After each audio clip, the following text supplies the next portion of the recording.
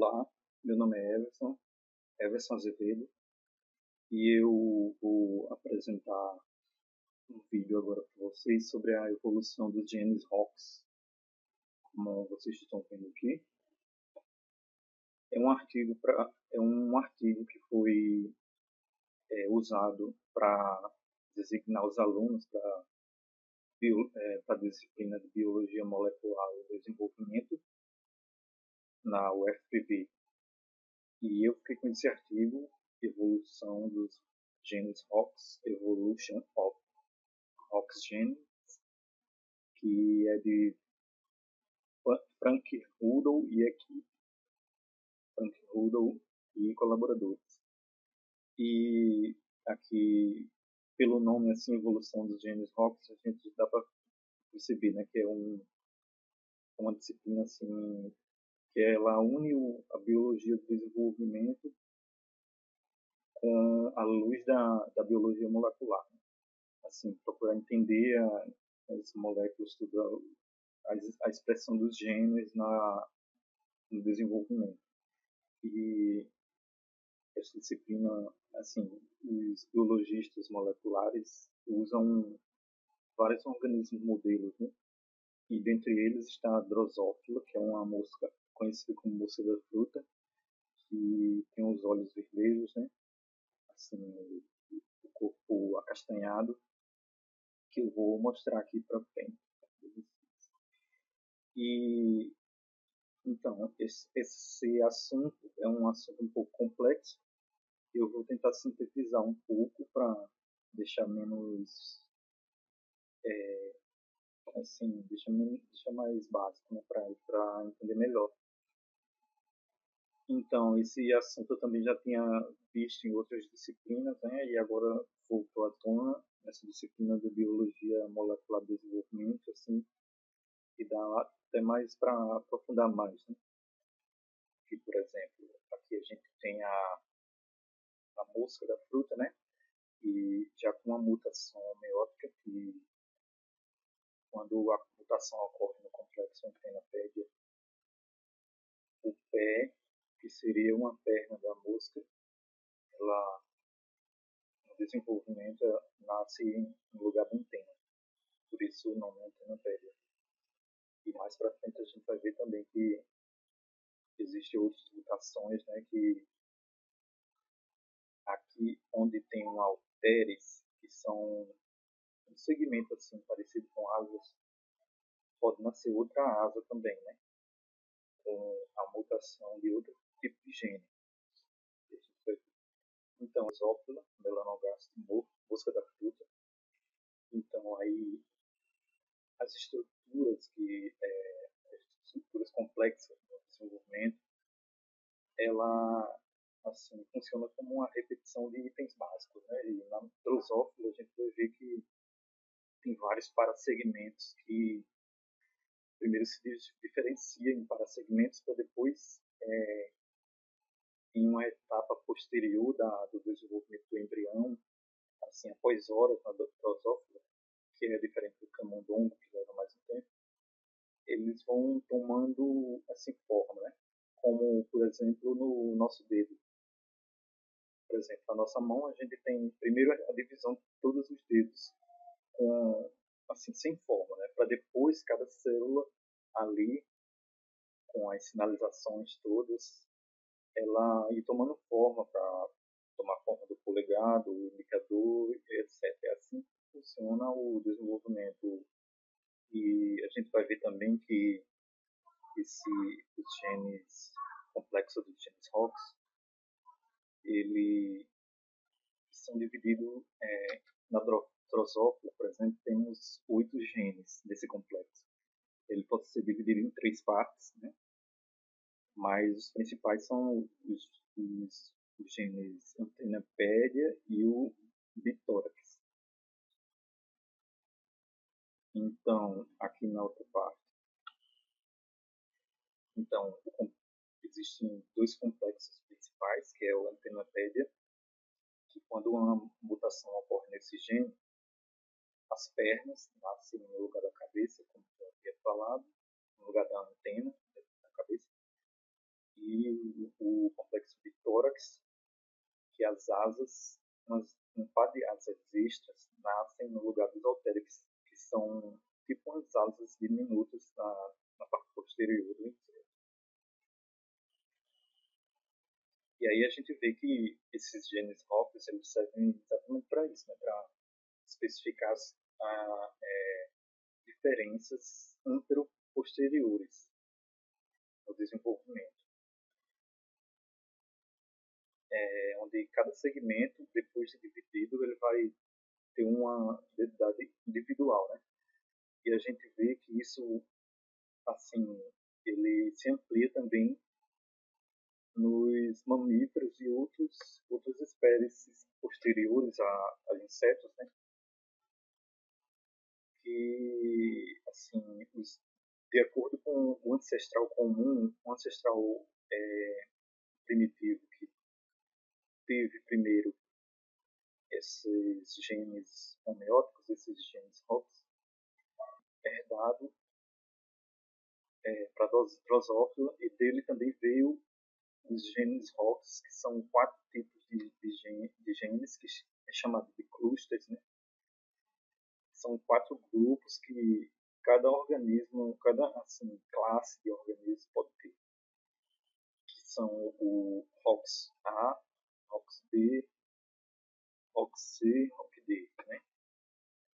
Ou seja, os mamíferos, quando vamos estudar os genes ROX, ele pode ter 4 tipos de grupos, né? E nesses 4 tipos, cada um assim tem, por exemplo, 11. A Drosophila só tem 8 genes seguidos assim, né? 8 genes e um grupo só, né? Um cluster. E nos mamíferos temos 4 tipos de clusters. Os genes homeóticos, né? Eles controlam assim as diferenças entre cada segmento. Por exemplo, o bitórax, ele controla as diferenças que ocorrem no tórax e o abdômen, né? E o antenopédia, a diferença entre o tórax e a cabeça. E o que fazem esses genes? Eles servem para codificar proteínas que interagem com o DNA para interagir com outras proteínas, né, de regulação gênica para o desenvolvimento do organismo. E aqui do lado, aqui a gente tem primeiro uma imagem normal, de uma larva normal em um estágio de desenvolvimento.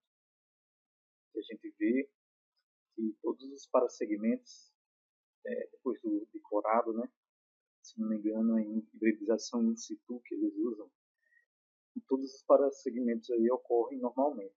E quando o complexo bitórax ele é silenciado, ou assim, quando a pessoa tira o complexo, né, o parasegmento de número P5 ele se repete, né? Aí a gente vê a importância desses genes e como os biólogos moleculares do desenvolvimento eles trabalham, né? Eles retiram gene, mutam, silenciam, fazem esses experimentos, né? E o complexo bitórax, a gente vê aqui uma larva que é normal e outra que é mutada, que faz com que o complexo P5 e o parasegmento 5 ele se repita em todos os restantes, parasegmentos restantes, né? Então, aqui é a organização cromossômica dos genes ROX de acordo com o artigo, né? Aqui a gente tem os de vertebrados de rato e humano, os cromossomos, né? Os números dos cromossomos de rato e humano é correspondente a cada cluster. E aqui a gente vê que a direção dele, a direção de transcrição é essa, né? É de acordo com a seta. E aqui a gente tem o ROX-A, ROX-B, ROX-C, ROX-D. E aqui é de Drosophila. E aqui é Tribolium, que é um inseto. E aqui é do Cenorhabditis elegans, que é outro organismo modelo, que é um verme nematóide. E aqui tem aqui é o anterior, os genes correspondentes ao anterior, medial e posterior. Cada um desses tem 100 quilobases, aproximadamente, né? E cada um desses tem aproximadamente de 8 a 11 complexos desses menores. E cada gene, complexo de genes desses tem, em média, 10 quilobases. Aqui a gente vê que o cluster, quando ele está assim, é porque ele é não contíguo. Ou seja, eles pegaram essa parte, pegaram essa outra parte. Aqui, é não contíguo essa parte. Aí eles pegaram essa e essa. E a outra foi ignorada. E aqui eles não conhecem, né? Aqui, como eu já falei, os vertebrados, mouse, rato e humano, camundongo e humano. E aqui são outros grupos de Drosophila, que é Melanogaster e Pseudo obscura, que são duas espécies, e o Tribolium, que é um inseto, e aqui é o verme. Aqui a gente vê o cromossomo 3 da Drosophila com o complexo antenapédio e o complexo bitórax. E a gente analisando, a gente vê por hibridização in situ em um embrião assim que está depois de 5 horas da fecundação, que vira embrião e vai se organizando. Por hibridização in situ, a gente vê a localidade da expressão gênica, ou seja, dos mRNAs que estão sendo formados aí, né? RNA mensageiro. E essas formações aí, eles são de acordo com as proteínas que são formadas, que essas proteínas derivadas do genes ROX, elas têm um sítio de ligação bem conservado, né? Mas depois, o que faz com que cada segmento ele tenha assim sua individualidade, digamos assim, sua diferença, vão se diferenciando, é a ligação de partes dessa proteína que não se liga, né? As partes das proteínas que não se ligam, que ela tem a parte de ligação do homeodínamo bem conservadas, as partes que não se ligam, elas interagem com outras proteínas para ir assim regulando, modulando isso, né? E aqui a gente vê que o padrão de expressão também ele é assim em ordem, né? Primeiro da parte anterior para a posterior. Ele segue uma ordem. Aí aqui a gente tem o cromossomo 3, aqui a gente tem o cromossomo 3 da Drosophila, aqui foi dividido para melhor entendimento, né? Essas divisões aqui. E aqui a gente tem o complexo bitórax e o complexo anterapédio. Aqui o complexo, aqui o antenapédia P2 corresponde a essa parte amarela. E o ABDB aqui, ó, abdominal. E assim a gente entende a segmentação e a ordem da expressão gênica, que é do parte anterior à parte posterior. E aqui está o complexo ultrabitórax e o antenapédia, que são os mais estudados, né? Uma árvore filogenética de mamíferos uma árvore filogenética de mamíferos. Aqui é uma árvore filogenética de mamíferos no qual um cluster ancestral que tenha mais ou menos 13 complexos de genes foram, assim, tiveram uma perda de menor que um gene para formar o ROX-C e ROX-Z e menor que e uma perda maior que um gene para formar o A e o B. E aqui tem outro modelo ancestral em que o ROX-B é o ancestral e houve ganho de genes para que formasse os posteriores. Isso aqui dá para ver naquela figura que já foi mostrada, onde tem o cluster ancestral, que é o da Drosophila. Ele foi modificado e através da duplicação seguida de genes, eles ou perderam ou ganharam genes e formaram os outros, né, que são quatro clusters de vertebrados, mamíferos, e alguns com mais, outros com menos, mas enfim, todos ligados ao ancestral. E são dois modelos, né?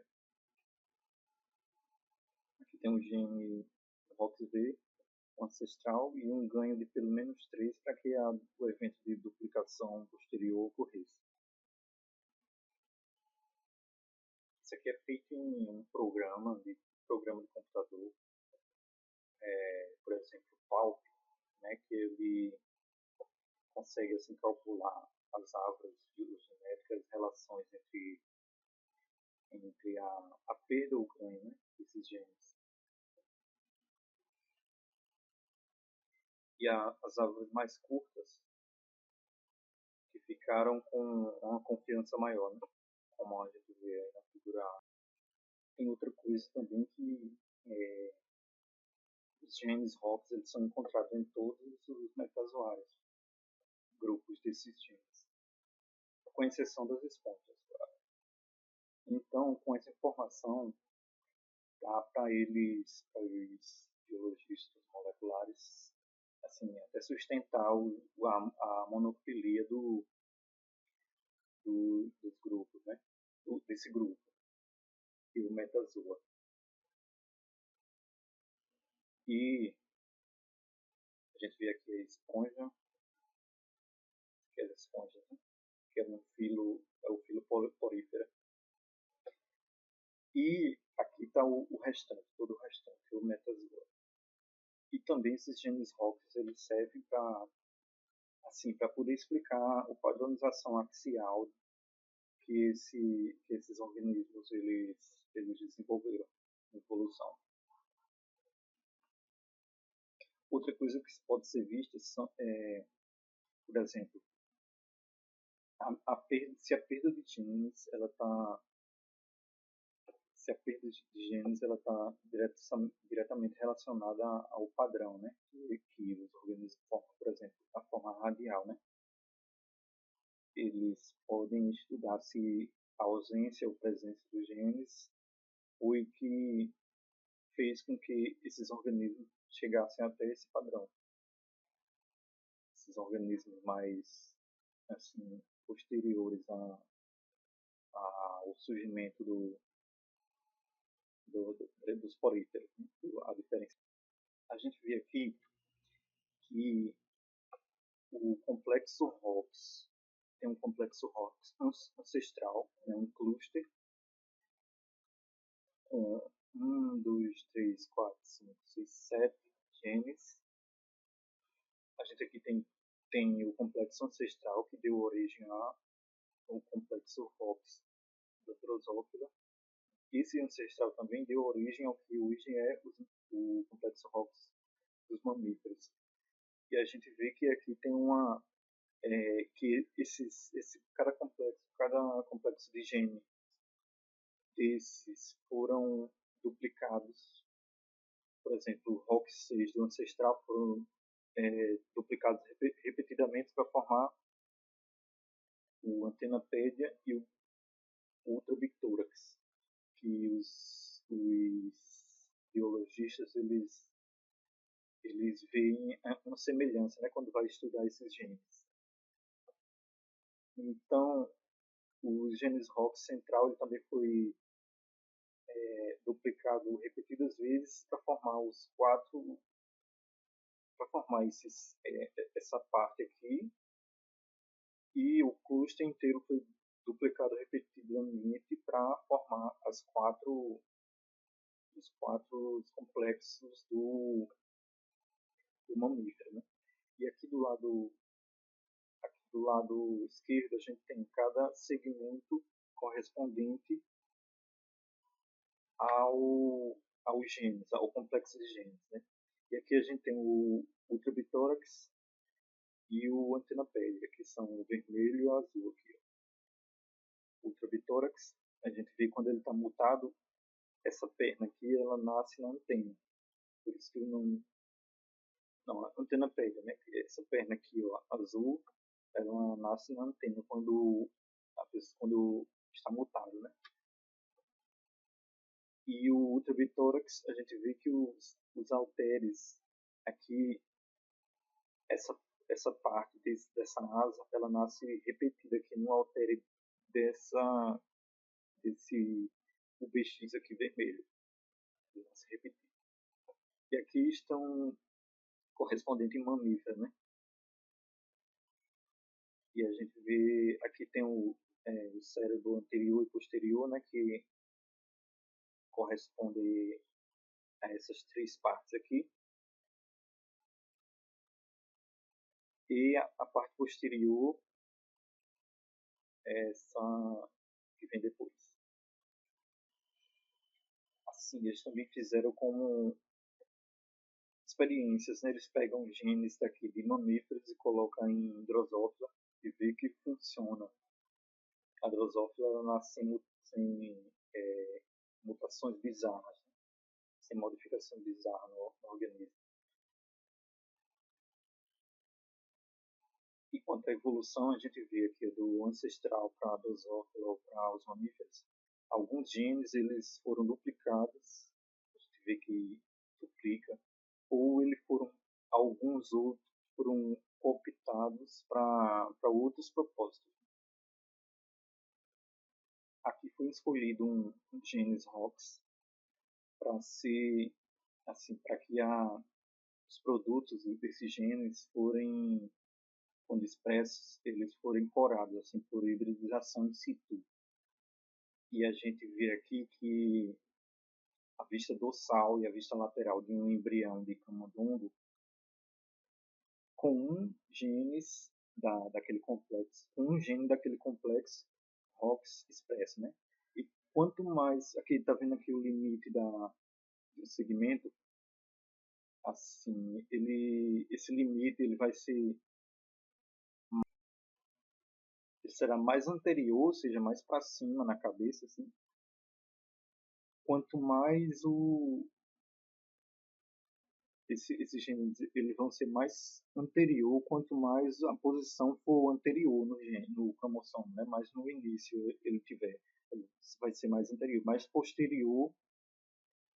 Por exemplo, aqui ó, ROXB2 e ROXB4. B4 ele está mais embaixo. Então, aí a gente vê, né, que como se dá a expressão dos genes ROX. E a gente dá para ver ainda o tubo neural, né, que ele fica em azul claro aqui. Aqui quanto à numeração de quantos assim, quantas vértebras, quanto da formação do eixo anteroposterior do camundongo, né? Ou seja, as vértebras cervicais e lombares foram convertidas em lombar. Aqui na D, quando o ROX A10 é suprimido, o ROX C10 e o ROX D10, que deveriam ter o caráter lombar e sacral, eles têm caráter torácico. fica anômalo aqui.